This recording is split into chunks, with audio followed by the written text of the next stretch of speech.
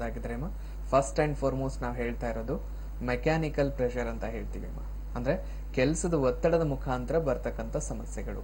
ಈಗ ತುಂಬ ಹೊತ್ತು ಒಂದೇ ಜಾಗದಲ್ಲಿ ನಿಂತ್ಕೊಂಡು ಕೆಲಸ ಮಾಡ್ತಾ ಇದ್ದಾರೆ ಅಥವಾ ಜಾಸ್ತಿ ಹೊತ್ತು ಒಂದೇ ಜಾಗದಲ್ಲಿ ಕೂತ್ಕೊಂಡು ಕೆಲಸ ಮಾಡ್ತಾ ಇದ್ದಾರೆ ಅಂದರೆ ಆ ಒಂದು ಮೂಳೆಗಳ ಮೇಲೆ ಒತ್ತಡ ಅನ್ನೋದು ಕ್ರಿಯೇಟ್ ಆಗ್ತಾ ಇದೆ. ಆ ಪ್ರೆಷರ್ ಅನ್ನೋದು ಬೀಳ್ತಾ ಇದೆ, ಒತ್ತಡ ಕಂಟಿನ್ಯೂಸ್ ಆಗಿ ಕ್ರಿಯೇಟ್ ಆಗ್ತಾ ಇದೆ ಅಂದಾಗ ಏನಾಗ್ಬಿಡುತ್ತೆ, ಆ ಮೂಳೆಗಳ ಮಧ್ಯೆ ಇರೋ ಲಿಕ್ವಿಡ್ ಏನಿದೆ, ಸೊ ಲಿಕ್ವಿಡ್ನ ನಾವು ಸೈನೋವಿಯಲ್ ಫ್ಲೂಯಿಡ್ ಅಂತ ಏನು ಕರಿತೀವಿ, ಆಸ್ ಅ ಲುಬ್ರಿಕೆಂಟ್ ಥರ ಇದೇನು ಆ್ಯಕ್ಟ್ ಮಾಡ್ತಾ ಇರುತ್ತೆ. ಆ ಲುಬ್ರಿಕೆಂಟ್ ಕ್ವಾಂಟಿಟಿ ಕೂಡ ರೆಡ್ಯೂಸ್ ಆಗೋದಕ್ಕೆ ಶುರು ಆಗೋದು. ಸೊ ಯಾವಾಗ ಅರ್ಲಿಯರ್ ಏಜ್ ಪೀರಿಯಡಲ್ಲಿ ಆ ಒಂದು ಲಿಕ್ವಿಡ್ ಕ್ವಾಂಟಿಟಿ ರೆಡ್ಯೂಸ್ ಆಗ್ತಾ ಇದೆ ಅಂದಾಗ ಅದ್ರ ಮೂಲಕ ಈ ಒಂದು ಮೂಳೆಗಳ ಸವೆತ ಅನ್ನೋದು ಅರ್ಲಿಯರ್ ಏಜ್ ಅಲ್ಲೇ ಕಾಣಿಸ್ಕೊಳ್ಳೋದಕ್ಕೆ ಶುರು ಆಗ್ಬಿಡುತ್ತೆ. ಸೊ ಎರಡನೇದು ಬಂದ್ಬಿಟ್ಟು ಕ್ಯಾಲ್ಸಿಯಂ ಅಥವಾ ವಿಟಮಿನ್ D3 ಡೆಫಿಷಿಯನ್ಸಿ ಅನ್ನೋದು ಕಾಣಿಸ್ಕೊಂಡಾಗ, ಅಂದ್ರೆ ನಮ್ಮ ಬಾಡಿಯಲ್ಲಿರೋ ಮೂಳೆಗಳಿಗೆ ಈ ಒಂದು ಕ್ಯಾಲ್ಸಿಯಂ ಆಗಿರ್ಬೋದು ಅಥವಾ ವಿಟಮಿನ್ D3 ಆಗಿರ್ಬೋದು ಅದ್ರ ಅವಶ್ಯಕತೆ ಎಷ್ಟಿದೆ ಅಷ್ಟ್ರ ಮಟ್ಟಿಗೆ ಅದು ಫುಲ್ಫಿಲ್ ಆಗ್ತಾ ಇಲ್ಲ, ಟೈಮ್ಗೆ ಅದು ಅಲ್ಲಿಗೆ ಸೇರ್ತಾ ಇಲ್ಲ ಅಂದಾಗ, ಸೊ ಅದು ಲ್ಯಾಕ್ ಆಫ್ ಈ ಒಂದು ಕ್ಯಾಲ್ಸಿಯಂ ಅಥವಾ ವಿಟಮಿನ್ D3 ಮುಖಾಂತರ ಏನಾಗುತ್ತೆ, ಮೂಳೆಗಳ ಡೆನ್ಸಿಟಿ ಅರ್ಲಿಯರ್ ಏಜ್ ಅಲ್ಲೇ ಕಳ್ಕೊಳ್ಳೋದಕ್ಕೆ ಶುರು ಆಗೋದು. ಸೊ ಅದ್ರ ಮೂಲಕ ಕೂಡ ಈ ಒಂದು ಸಮಸ್ಯೆಗೆ ಈಡಾಗೋ ಚಾನ್ಸಸ್ ಇದೆ. ಅದಾದ್ಮೇಲೆ ಮೂರನೇ ಕಾರಣ ನೋಡೋದಾಗಿದ್ರೆ ಈ ಒಂದು ಸೆಡೆಂಟ್ರಿ ಲೈಫ್ನ ಏನು ಲೀಡ್ ಮಾಡ್ತಾ ಇರ್ತಾರೆ, ಅದ್ರ ಜೊತೆಗೆ ಈ ಒಂದು ಫುಡ್ ಹ್ಯಾಬಿಟ್ಸ್ ಅನ್ನೋದು, ಈಗ ಮನೆ ಫುಡ್ಗಿಂತಲೂ ಹೊರಗಡೆ ಫುಡ್ನೇ ಜಾಸ್ತಿ ಪ್ರಿಫರ್ ಮಾಡ್ತಾ ಇದ್ದೀವಿ ಅಂದಾಗ, ಅದರಲ್ಲಿ ಈ ಒಂದು ಜಂಕ್ ಫುಡ್ಗಳನ್ನು ಎಷ್ಟೊಂದು ಜನ ಮೊರೆ ಹೋಗ್ತಾ ಇದ್ದಾರೆ. ಸೊ ಈ ಥರ ಫುಡ್ಗಳನ್ನೇ ನಾವು ಜಾಸ್ತಿ ತಗೊಳ್ತಾ ಹೋದಾಗ ಏನಾಗ್ಬಿಡುತ್ತೆ, ಅನ್ವಾಂಟೆಡ್ ಫ್ಯಾಟ್ ಅನ್ನೋದು ಬಾಡಿಯಲ್ಲಿ ಡೆಪಾಸಿಟ್ ಆಗ್ತಕ್ಕೆ ಶುರು ಆಗೋದು. ಸೊ ಈ ಥರ ಅನ್ವಾಂಟೆಡ್ ಫ್ಯಾಟ್ ಅನ್ನೋದು ಬಾಡಿಯಲ್ಲಿ ಡೆಪಾಸಿಟ್ ಆಗ್ತಾ ಇದೆ ಅಂದರೆ, ಸೊ ನಮ್ಮ ಬಾಡಿ ಮಾಸ್ ಇಂಡೆಕ್ಸ್ ಅಂತ ಏನು ಹೇಳ್ತೀವಿ, ನಾರ್ಮಲ್ ಹೈಟ್ಗೆ ಎಷ್ಟು ವೇಟ್ ಇರಬೇಕು ಅದಕ್ಕಿಂತ ವೇಟ್ ಜಾಸ್ತಿ ಆಗ್ತಾ ಇದೆ ಅಂದಾಗ ಆ ಒಂದು ಬಾಡಿ ವೇಟ್ ಅನ್ನೋದು ಕಂಪ್ಲೀಟ್ ಆಗಿ ಬೀಳೋದೆ ಈ ಒಂದು ಜಾಯಿಂಟ್ಸ್ಗಳ ಮೇಲೆ. ಸೊ ಈ ಒಂದು ಆಸ್ಟಿಯೋ ಆರ್ಥ್ರೈಟಿಸ್ ಅನ್ನೋದು ಬರ್ತಾ ಇದೆ ಅಂದರೆ ಇಲ್ಲಿ ಸಿಂಪ್ಟಮೆಟಿಕಲಿ ಅಥವಾ ಹೊರಗಡೆ ಲಕ್ಷಣಗಳು ನೋಡೋದಾಗಿದ್ರೆ, ಒಂದು ಆರ್ಥ್ರೈಟಿಸ್ ಅಂದರೆ ಐಟಿಸ್ ಇನ್ಫ್ಲಮೇಷನ್ ಇದೆ ಅಂದಾಗ ನೋವು ಅನ್ನೋದು ಕಂಪಲ್ಸರಿ ಇದ್ದೇ ಇರುತ್ತೆ. ಸೊ ಆ ನೋವಿನ ಜೊತೆಗೆ ಹೋಗ್ತಾ ಹೋಗ್ತಾ ಸ್ವಲ್ಪ ಮೂಮೆಂಟಲ್ಲಿ ರಿಸ್ಟ್ರಿಕ್ಷನ್ ಕಾಣಿಸೋಕ್ಕೆ ಶುರು ಆಗೋದು, ಆ ಒಂದು ಪಾರ್ಟಲ್ಲಿ ಊತ ಬರೋದಕ್ಕೆ ಶುರು ಆಗೋದು, ಸೊ ಆ ಪಾರ್ಟ್ನ ಟಚ್ ಮಾಡಿದಾಗ ಬಿಸಿ ಆಗ್ತಾ ಇರೋದು ಕಾಣಿಸೋಕ್ಕೆ ಶುರು ಆಗೋದು. ಲಾಸ್ಟ್ ಯಾವಾಗ ಸಿವಿಯರ್ ಕಂಡೀಷನ್ಗೆ ರೀಚ್ ಆದರೆ ನಡೆಯೋಕ್ಕೂ ಆಗಲ್ಲ, ಕೂತ್ಕೊಳ್ಳೋಕ್ಕೂ ಆಗಲ್ಲ, ಅಂದರೆ ನಮ್ಮ ಲೈಫ್ನ ನಾವೇ ರಿಸ್ಟ್ರಿಕ್ಟ್ ಮಾಡ್ಕೊಳ್ಳೋ ಸ್ಥಿತಿಗೆ ಹೋಗ್ತಾ ಇದ್ದೀವಿ ಅನ್ನೋದು ಕೂಡ ಆಸ್ಟಿಯೋ ಆರ್ಥ್ರೈಟಿಸಲ್ಲಿ ನೋಡ್ತಾ ಇದ್ದೀವಿ. ಸೊ ಹಾಗಾಗಿ ನೆಗ್ಲೆಕ್ಟ್ ಮಾತ್ರ ಮಾಡ್ಕೊಳಕ್ಕೆ ಹೋಗ್ಬೇಡಿ ಈ ಒಂದು ಆಸ್ಟಿಯೋ ಆರ್ಥ್ರೈಟಿಸ್ ಅನ್ನೋ ಸಮಸ್ಯೆಗೆ. ಸೊ ಆದಷ್ಟು ಬೇಗ ಟ್ರೀಟ್ಮೆಂಟ್ ತಗೊಂಡ್ರೆ ಫರ್ದರ್ ಡ್ಯಾಮೇಜ್ನ ಅವಾಯ್ಡ್ ಮಾಡೋದಕ್ಕೂ ಹೆಲ್ಪ್ ಆಗ್ಬಿಡುತ್ತೆ. ಇನ್ನು ವೀಕ್ಷಕರೇ, ನೀವು ಕೂಡ ಈ ಒಂದು ಆರ್ಥ್ರೈಟಿಸ್ ಸಮಸ್ಯೆಯಿಂದ ಬಳಲ್ತಾ ಇದ್ದೀರಾ ಅಂದ್ರೆ ಕಾರ್ಯಕ್ರಮಕ್ಕೆ ಕರೆ ಮಾಡಿ. ಮೊಟ್ಟ ಮೊದಲನೇ ಕರೆ ಸಿದ್ಧವಾಗಿದೆ. ಹಲೋ ಹಲೋ, ನಮಸ್ಕಾರ ಅಮ್ಮ, ತಮ್ಮ ಹೆಸರು? ತಮ್ಮ ಹೆಸರು ಶಿವಮ್ಮ ಅಂತ. ಯಾವೂರಿಂದ ಕರೆ ಮಾಡ್ತಿದ್ದೀರಾ ಶಿವಮ್ಮ ಅವರೇ? ಮೇಡಮ್ ಬೆಂಗಳೂರಿಂದ ಬಸವೇಶ್ವರ ನಗರ. ಮಾತಾಡಿ ಮಾ, ಡಾಕ್ಟರ್ ಇದಾರೆ, ಸಮಸ್ಯೆ ಏನು ಅಂತ ತಿಳಿಸಿ. Hello madam. ಹಲೋ ಹಲೋ, ನಮಸ್ಕಾರ ಸರ್. ನಮಸ್ತೆ ಅಮ್ಮ, ಹೇಳಿ ಏನ್ ಸಮಸ್ಯೆ ಇತ್ತು? ಸರ್ ನಮ್ಗೆ ಈ ಟಿವಿ ಪ್ರೋಗ್ರಾಮ್ ನೋಡ್ತಾ ಇದ್ದೀನಿ. ಓಕೆ ಅಮ್ಮ. ಸರ್ ನನ್ಗೂ ಆರ್ಥ್ರೈಟಿಸ್ ತುಂಬಾ ಡಾಕ್ಟರ್ಗಳೆಲ್ಲ ಕನ್ಸಲ್ಟ್ ಮಾಡ್ದು ಮಾತಾಡ್ದು. ಓಕೆ ಅಮ್ಮ. ಆದ್ರೆ ಕಡಿಮೆ ಆಗಿಲ್ಲ ಸರ್. ಈಗ ಹೇಳೋ ಸಮಸ್ಯೆ ಎಲ್ಲ ನೀವ್ ಹೇಳ್ತಾ ಇರೋದೆಲ್ಲ ನನ್ಗೆ ಇದೆ ಸರ್ ಪ್ರಾಬ್ಲಮ್. ಓಕೆ, ಇಲ್ಲ ಟೆನ್ಷನ್ ತಗೋಬೇಡಿ. ಈಗ ಏನಾಗ್ಬಿಡುತ್ತೆ, ಈಗ ಪ್ರತಿಯೊಬ್ರು ಡಾಕ್ಟರ್ ಹತ್ರ ಹೋದಾಗ ಏನಾಗ್ತಿದೆ ಅಂದ್ರೆ ಮೇಲ್ಗಡೆ ಲಕ್ಷಣಗಳು ಏನೆಲ್ಲ ಕಾಣಿಸ್ಕೊಳ್ತಾ ಇದೆ, ಈಗ ನೋವು ಬಂತ ಅಥವಾ ಊತ ಬರ್ತಾ ಇದೆನಾ, ಮೂವ್ಮೆಂಟ್ ಮಾಡಕ್ ಆಗ್ತಿಲ್ವಾ, ಆ ತರ ಒಂದು ಲಕ್ಷಣಗಳಿಗೆ ಅಥವಾ ಸಿಂಪ್ಟಮ್ಸ್ ಗಳಿಗೆ ಮಾತ್ರ ನಾವು ಟ್ರೀಟ್ಮೆಂಟ್ ನ ತಗೊಳ್ತಾ ಹೋಗ್ತೀವಿ. ಈಗ ಓನ್ಲಿ ನೋವಿಗೆ ಮಾತ್ರ ತಗೊಳ್ಳೋದ್ರಿಂದ ಮೇಲ್ಗಡೆ ಇರೋ ನೋವು ಟ್ಯಾಬ್ಲೆಟ್ ತಗೊಳ್ಳೋವರೆಗೂ ಕಮ್ಮಿ ಇರುತ್ತೆ ಆ ಟ್ಯಾಬ್ಲೆಟ್ ಮುಗಿದಾದ್ಮೇಲೆ ಮತ್ತೆ ನೋವು ಬಂದೇ ಬರುತ್ತೆ. ಯಾಕಂದ್ರೆ ನೋವಿಗೆ ತಗೊಳ್ಳೋದ್ರಿಂದ ಆ ನೋವು ಆಗೋದಕ್ಕೆ ಒಳಗಡೆ ಏನ್ ಕಾರಣ ಇದೆ ಅದನ್ನಂತೂ ಸರಿಪಡಿಸೋದಕ್ಕೆ ಸಾಧ್ಯ ಇಲ್ಲ.